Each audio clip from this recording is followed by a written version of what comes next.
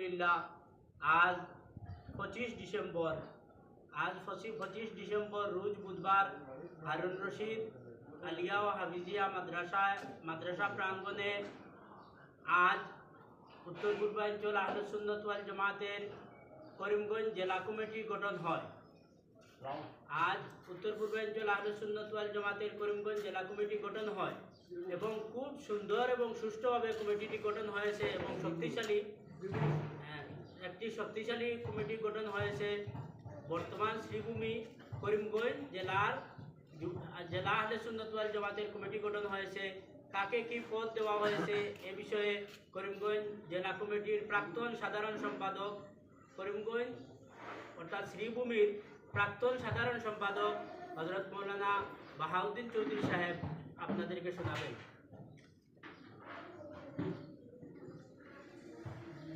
আলহামদুলিল্লাহ ওয়াসসালাতু ওয়াসসালামু আলা রাসূলিল্লাহ।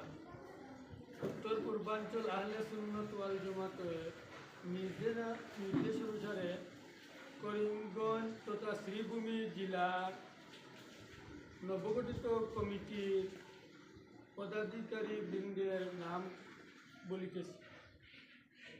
সভাপতি হযরত মৌলানা সৈয়দ মিসবাহুর রহমান সাহেব হিজিব। কার্যকারী সভাপতি হযরত মৌলানা আলহাজ সালিক আহমদ লতিফি সাহেব। সহসভাপতি হযরত মৌলানা এখলাসুর রহমান সাহেব, হযরত মৌলানা ফজির আহমদ সাহেব। সাধারণ সম্পাদক হযরত মৌলানা সাবিকুর রহমান সাহেব কাবল। সহসম্পাদক জনাব বিলাল আহমদ সাহেব। প্রচার সম্পাদক মৌলানা জাহিদুল হুসাইন সাহেব। অফিস সম্পাদক জিয়াউল হক সাহেব। উপদেষ্টা মণ্ডলী মৌলানা হাজি ইউসুফুর রহমান সাহেব, মৌলানা সলিম আহমদ সাহেব, মৌলানা সৈয়দ খালেদ আহমদ সাহেব।